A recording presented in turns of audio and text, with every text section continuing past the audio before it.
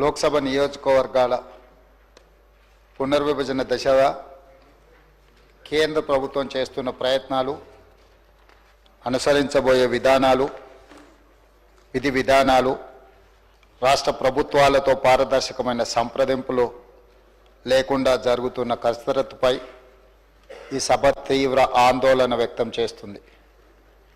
అన్ని రాష్ట్ర ప్రభుత్వాలు, అన్ని రాజకీయ పార్టీలు, భాగస్వామ్య పక్షాలతో విస్తృతమైన సంప్రదింపుల తర్వాత పునర్విభజన కసరత్తును పారదర్శకంగా చేపట్టాలని ఈ సభ కోరుతుంది. కేంద్ర ప్రభుత్వం నిర్దేశించిన లక్ష్యాలకు అనుగుణంగా జనాభా నియంత్రణ కార్యక్రమాన్ని సమర్థవంతంగా అమలు చేసిన రాష్ట్రాలకు పునర్విభజన శాపంగా మారకూడదు.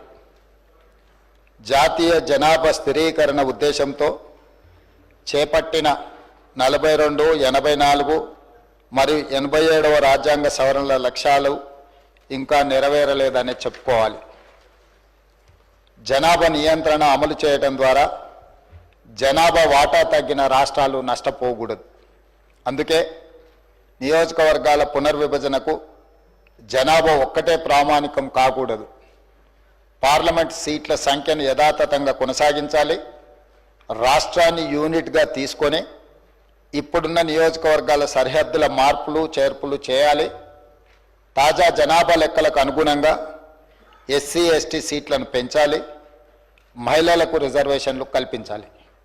అంతేకాకుండా ప్రాతినిధ్య ప్రజాస్వామ్యాన్ని బలోపేతం చేయడానికి తాజా జనాభా లెక్కల ప్రకారం మరియు ఆంధ్రప్రదేశ్ పునర్విభజన చట్టం 2014లో నిర్దేశించిన మేరకు ప్రస్తుతం ఉన్న 119 అసెంబ్లీ నియోజకవర్గాలను 153 వరకు తక్షణమే పెంచాలని ఈ సభ తీర్మానిస్తుంది.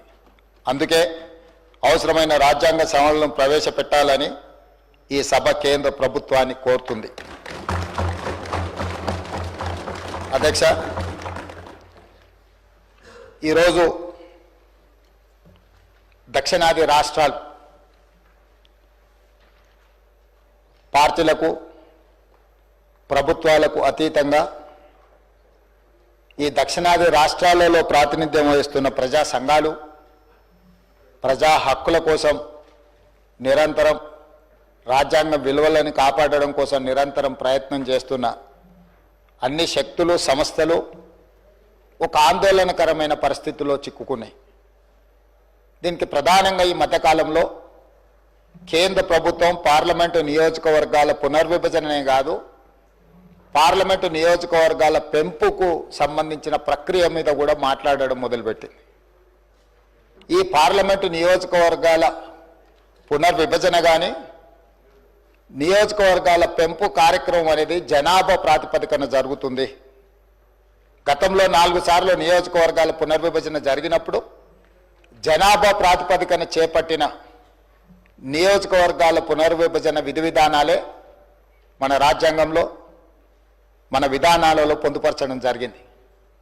అయితే 1971 జనాభా తర్వాత నియోజకవర్గాల పునర్విభజన అంశం ప్రతిపాదనకు వచ్చినప్పుడు ఆనాటి ప్రధానమంత్రి శ్రీమతి ఇందిరాగాంధీ గారు జనాభా ప్రాతిపదికన నియోజకవర్గాల పునర్విభజన జరిగితే రాష్ట్రాల మధ్యలో అంతరం పెరుగుతుంది, రాష్ట్రాల మధ్యలో సుహృద్భావమైన వాతావరణం చెడిపోతుందన్న ఆలోచనతోనే రాజ్యాంగాన్ని సవరించడం ద్వారా 25 సంవత్సరాలు వివిధ రాష్ట్రాలలో ఉన్న నెంబర్ ప్రకారమే నియోజకవర్గాల పునర్విభజన చేయాలని ఆనాడు చట్టాన్ని సవరించారు. దాంట్లో భాగంగా 543 పార్లమెంటు నియోజకవర్గాలను ఇప్పుడున్న దక్షిణాది రాష్ట్రాలలో కేరళ, తమిళనాడు, పుదుచ్చేరి, తెలంగాణ, ఆంధ్రప్రదేశ్, కర్ణాటక ఈ 6 రాష్ట్రాలలో 130 పార్లమెంటు నియోజకవర్గాలు ఉన్నాయి. వాటిని రాష్ట్రాల యొక్క సరిహద్దును 2006 తర్వాత జరిగిన నియోజకవర్గాల పునర్విభజనలో ఆనాడు ఉమ్మడి రాష్ట్రంగా మనకు 42 పార్లమెంటు నియోజకవర్గాలను, ఈ ఉమ్మడి రాష్ట్రంలోనే 42 నియోజకవర్గాల సంఖ్యను కొనసాగిస్తూ ఇందులోనే జనాభా దామాషా ప్రకారము, అదేవిధంగా ఎస్సీ ఎస్టీ జనాభా ప్రాతిపదికన నియోజకవర్గాల పునర్విభజన చేయడం జరిగింది. కాబట్టి 2009 ఎన్నికల్లో ఈ దేశంలో జరిగిన పార్లమెంట్ ఎన్నికల్లో 543 ప్రకారమే పార్లమెంట్ ఎన్నికల్లో నిర్వహించుకోవడం జరిగింది. ఆ 42 పార్లమెంటు నియోజకవర్గాలలో ఆంధ్రప్రదేశ్ పునర్విభజన చట్టం ప్రకారం కొత్తగా ఏర్పడ్డ తెలంగాణ రాష్ట్రానికి 17 పార్లమెంటు నియోజకవర్గాలు, ఆంధ్రప్రదేశ్ రాష్ట్రానికి 25 పార్లమెంట్ నియోజకవర్గాలను కేటాయించడం జరిగింది. ఇప్పుడు మళ్ళీ నియోజకవర్గాల పునర్విభజన చర్చ జరిగినప్పుడు ఒక రకమైన గంభీరమైన వాతావరణంతో పాటు గందరగోళ పరిస్థితులు నెలకొంటున్నాయి.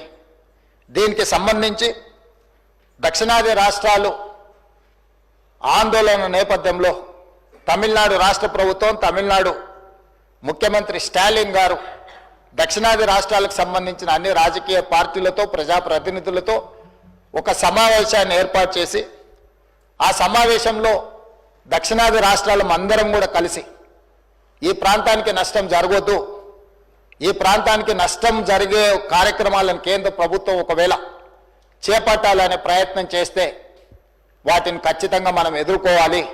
అదేవిధంగా రాబోయే 25 సంవత్సరాలు 1975 సమయంలో శ్రీమతి ఇందిరాగాంధీ గారు రాజ్యాంగ సవరణ చేయడం ద్వారా పాత పార్లమెంటు నియోజకవర్గాల నెంబర్నే కొనసాగించారు.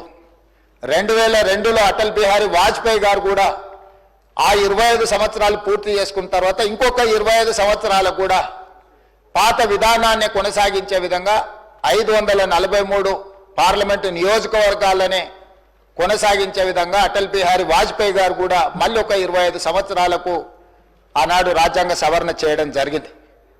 ఇప్పుడు చట్టంలో 2026 తర్వాత జనాభాను లెక్కించి ఆ జనాభా ప్రాతిపదికన నియోజకవర్గాల పునర్విభజన జరగాలనే అంశాన్ని పొందుపరచడంతో ఈరోజు మళ్ళీ నియోజకవర్గాల పునర్విభజన చర్చనీయాంశంగా మారింది. అయితే ఈ నేపథ్యంలో ప్రభుత్వానికి, కేంద్ర ప్రభుత్వానికి సంబంధించిన కొంతమంది మంత్రులు అసలు ప్రభుత్వం, కేంద్ర ప్రభుత్వం నిర్ణయమే తీసుకోలేదు, కేంద్ర ప్రభుత్వం దగ్గర ఎలాంటి ఆలోచన ప్రతిపాదననే లేదు, మీరు ఎందుకు ఆందోళన చెందుతుందని ఒక చర్చను లేవనెత్తడం జరుగుతుంది. అధ్యక్ష, తమరి ద్వారా తెలంగాణ రాష్ట్ర ప్రజలకే కాదు కేంద్ర ప్రభుత్వానికి కూడా ఈ సభలో ఒక తీర్మానాన్ని ప్రవేశపెట్టి ఈ సభలో ప్రాతినిధ్యం వహిస్తున్న బీఆర్ఎస్, బీజేపీ, ఎంఐఎం, సిపిఐ పక్షాలను అందరిని కూడా ఈ తీర్మానానికి సంపూర్ణంగా మద్దతు ఇచ్చి, ఎందుకు అంటే జనాభా ప్రాతిపదికన ఒకవేళ నియోజకవర్గాల పునర్విభజన జరిగితే ఆనాడు 1971 జనాభా లెక్కల తర్వాత కేంద్ర ప్రభుత్వము జనాభా నియంత్రణ కోసం విధి విధానాలను తీసుకురావడం జరిగింది. ఆనాడు కేంద్ర ప్రభుత్వం ఇచ్చిన ఆదేశాలను, కేంద్ర ప్రభుత్వం అమలు చేసిన విధానాలను దక్షిణాది రాష్ట్రాలు పకడ్బందీగా అమలు చేయడంతో దక్షిణాది రాష్ట్రాలలో జనాభాను నియంత్రించడమే కాకుండా ఉత్తరాదికి సంబంధించిన కొన్ని రాష్ట్రాలలో కేంద్ర ప్రభుత్వ ఆదేశాలను పాటించకపోవడం వల్ల జనాభా విపరీతంగా పెరిగిపోయింది.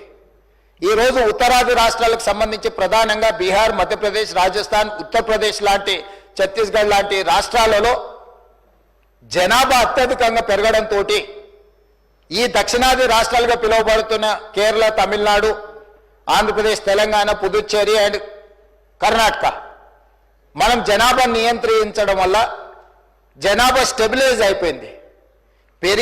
పుట్టే జనాభా, చనిపోయే వాళ్ళు దాదాపుగా 1.8% డిఫరెన్స్, అంటే పెద్దగా జనాభా పెరగడానికి అవకాశం లేదు. ఈరోజు జనాభా ప్రాతిపదికన ఒకవేళ నియోజకవర్గాల పునర్విభజన జరిగితే ఈరోజు ఉన్న దాంట్లో 543 పార్లమెంటు నియోజకవర్గాలలో దక్షిణాది రాష్ట్రాలకు 130 పార్లమెంటు నియోజకవర్గాల నుంచి ప్రాతినిధ్యం ఉంది. అంటే 100%లో మన ప్రాతినిధ్యం 24%. ఈ 24% ప్రాతినిధ్యంతో మనం కేంద్రంలో దక్షిణాది రాష్ట్రాల యొక్క హక్కుల కోసం మనం రిప్రజెంట్ చేస్తుంటే, ఒకవేళ జనాభా ప్రాతిపదికన నియోజకవర్గాల పునర్విభజన చేపడితే 24% ఉన్న దక్షిణాది రాష్ట్రాల యొక్క ప్రాతినిధ్యం 19%కి పడిపోవడానికి అవకాశం ఉంది. తద్వారా రాజకీయంగా నేను బయట కూడా చెప్పినా ఇక్కడ కూడా చెప్పదలుచుకున్నా, delimitation is limitation for south.